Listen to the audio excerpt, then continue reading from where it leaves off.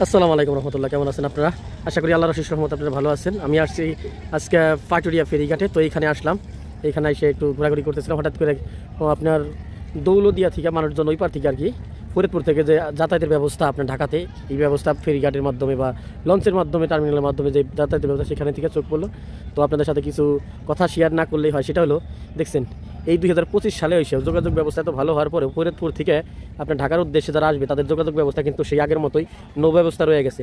দেখতে পাইতেছেন দর্শক, তারা লঞ্চে পারাপার করে আসতেছে, মানে পার হয়ে আসতেছে মানুষজন।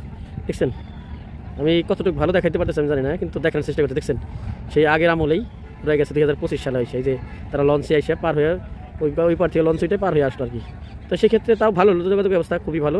তো আমি আজকে আপনাদের এই পুরো ভিডিওটা উপস্থাপনা করবো, আপনার পাটুরিয়া ঘাটের পুরো ভিডিওটা উপস্থাপনা করবো, যে এখানে 1 নাম্বার ঘাট থেকে 5 নাম্বার ঘাটের পুরো দৃশ্যটাই আপনাদের আজকে উপর থেকে এবং নিচ থেকে দেখানোর চেষ্টা করব। তো দেখতে থাকেন, ইনশাল্লাহ ভালো লাগে যাবো। এটা কিন্তু পুরো বাংলাদেশের ভিতরে সবচেয়ে বড় ফেরিঘাট, এটা হলো পাটুরিয়া ফেরিঘাট। তো সেখানে দেখতেছেন ওই যে একের পর এক ফেরিগুলো এসে জাহাজগুলো ভিড়তেছে দৌলদিয়া থেকে, যারা মানে ফরিদপুর থেকে আসতে চান বা যশোর বেনাপুল বর্ডার থেকে যারা আসতে চান, তো ফরিদপুর দিয়ে এখান থেকে আসার কিন্তু একটা ভালো সুযোগ সুবিধার ব্যবস্থা আছে। তো দেখতে থাকেন, ভালো লাগে। যাই হোক, পাটুরিয়া ঘাট আসলে অনেক সুন্দর একটা জায়গা, আপনি তো দেখতেই পাচ্ছেন। আর এটা উড়াইতে গেলে অনেক পাখিগুলো আইসে অনেক ডিস্টার্ব বলতে সেটা মনে করেন কবুতর, মনে করে কাক, চিল, এগুলো ধরতে আসে। তো আপনি তো দেখলেনই, একটা কাক আমারে তাড়া করতেছিল, আমিও পিছনের দিকে সরে যেতেছিলাম, কারণ কাকে যদি ধরতে পারে সেটা ফালাই দিব, আর না হয়তো ঠ্যাং দিয়ে ধরে সে অন্য কোথাও নিয়ে যায় ফালাই দিব। এর কারণে আমি একটু চেষ্টা করলাম যে ভালো করে একটু ভিডিও করার জন্য। তখন দেখলাম যে পাটুরিয়ার ইপার ঘাট থেকে দৌলদিয়ার উদ্দেশ্যে একটা লঞ্চ ছাইরে যাব, কিন্তু লঞ্চে প্রচুর মানুষ, কিন্তু আগের তুলনায় খুবই কম মানুষ। কারণ 2025 সালে এইসব যোগাযোগ ব্যবস্থা এখনও নৌপথে পাটুরিয়া থেকে যে দৌলদিয়ার মানে পারাপারের ব্যবস্থাটা সম্পূর্ণটা হলো আপনার ফেরি বা ছোট লঞ্চ বা বড় লঞ্চ যেটাই বলেন। তো সেই ক্ষেত্রে এখানে কিন্তু আগে অনেক বড় একটা বাসের টার্মিনাল ছিল।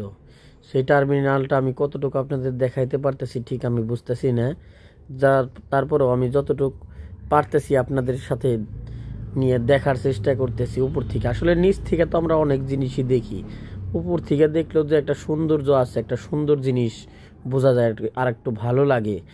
কিন্তু এখন তো শীতের মাস, যার কারণে কুয়াশার চাদরে প্রতিটা এলাকায় আপনার এই বেলা 12টা বাজেও কুয়াশার আবরণ দিয়ে আর কি সাদা অবস্থায় ঢাকা রয়েছে, যার কারণে দূরের গ্রামগুলো অত ক্লিয়ার আসতেছে না, কিন্তু নিচেরগুলো মোটামুটি আলহামদুলিল্লাহ ক্লিয়ার আসতেছে। তো আমি এতটুকুই দেখানোর চেষ্টা করলাম। 1 নাম্বার থেকে আমি 5 নাম্বারের উদ্দেশ্যে রওনা করছি এখন।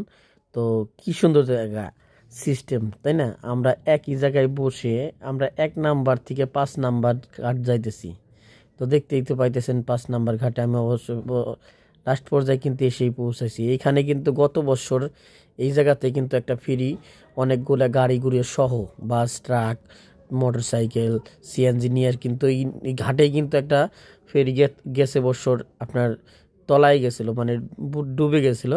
তো সেটা তুলছে, তারপরেও এখন কিন্তু অনেক কিছুই সুন্দর হয়েছে আগের তুলনায়। আর আসলে মানুষের যাতায়াত তো আগের তুলনায় কমের কারণে কিন্তু এই যে পাটুরিয়া ঘাটটা আগের তুলনায় একটু ডাউন পড়ে গেছে। যদি আগের মতো মনে করেন যে মানুষ চলাচল থাকতো আগের বেশি, এখনকার বেশির মানুষই কিন্তু আপডেট হয়ে গেছে, যার কারণে আপনার মাওয়া ব্রিজ হয়ে তারা ফরিদপুরে যায়, তারপরে যশোর বর্ডারে যায় আর তারপরে আপনার অন্য জায়গায় যাদের বাড়ি ওই পদ্মার ওই পারেতে বাড়ি, তারা কিন্তু এখন নৌপথ খুবই কম ব্যবহার করে, কারণ নৌপথে যাইতে একটু সুবিধা কম আর ডাইরেক্ট গেলে অনেক সুবিধা, তাই না? তো সেই ক্ষেত্রে তারা নৌপথে যাতায়াত করে না। আগে একটা সময়, আজ থেকে মনে করেন যে 5 বছর আগেও এখানে কিন্তু ব্যস্ত একটা শহর ছিল। এখানে মানুষ সবসময় রাত দিন 24 ঘন্টা মানুষ যাতায়াত করতো। এখনও রাত দিন 24 ঘন্টা যাতায়াত করে, কিন্তু আগে যদি 100% হইতো, এখন মাত্র 2% মানুষ এখান থেকে যাতায়াত করে। কারণ আশেপাশে ফরিদপুরের কাছে যারা ফরিদপুর ভাঙাটাঙ্গা যারা আছে, এই দিক দিয়ে যারা যায় তারা এই দিক দিয়ে আসে, একটু দেরি হইলেও তারা সহজভাবে সোজাটারে রাস্তাটারে মানে বেছে নেয়। আর মাওবাদে যারা যাইবো তারা তো অনেক দূর দূরান্ত থেকে আসে, যশোর বর্ডার থেকে আসে, নদীর ওই পার পর্যন্ত দেখা যায় কিন্তু কুয়াশার কারণে একটু কম বোঝা যায়।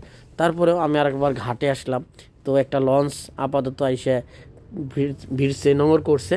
তো এখান থেকে প্রায় একটা লঞ্চে প্রায় 1.5 থেকে 200 মানুষ থাকে, তো পারাপার হয়। এটা মনে হয় আধা ঘন্টা পর পরে হয়তো লঞ্চ ছাইরে এই পার থেকে দৌলতদিয়ার উদ্দেশ্যে রওনা হয়। তো দেখতেই তো পারছেন যে প্রচুর পরিমাণে লোকজন নামতেছে, তারা এনে কিন্তু সবাই যার যার মতো, সবাই কিন্তু বাসের আরোহী।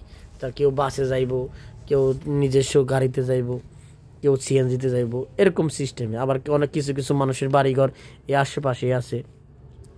সব মিলে আনন্দ ঘন একটা মুহূর্ত। তো সব কিছু দেখতে ভালো লাগলেও আসলে কি, ভালো লাগা জিনিসটা অন্যরকম, ভালোবাসা জিনিসটা অন্যরকম।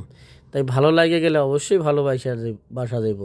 কিন্তু আমি কতটুক দেখাইতে পারলাম পুরা টাউনটাকে বা পুরা আপনার পাটুরিয়া ঘাটটাকে আমি ঠিক জানি না, কিন্তু আমি দেখানোর চেষ্টা করছি। তো এখন অনেকটা সময় আপনাদের সাথে কথাবার্তা বললাম। তো ভালো লাগলে একটা কমেন্ট, একটা লাইক, একটা শেয়ার করে পাশেই থাকবেন, যাতে পরবর্তী ভিডিও আপনাদের উৎসাহে আমি আরও ভালো করতে পারি। এর চাইতে এখন যে ভিডিওটা যতটুকু পরিষ্কার করছি এর চাইতে আরও ভালো করতে পারি, সেই দোয়াই করবেন। তো সবাই সব সময় ভালো করে ভালোবাসে লাইক কমেন্ট শেয়ার করে পাশেই থাকবেন। তো আপনিও থাকবেন না, আমরাও আপনাদের পাশে থাকবো, তাই না? আর এখানে তো একা কোনো কিছু করা সম্ভব না। ভালো থাকবেন। আসসালামু আলাইকুম রহমতুল্লাহ।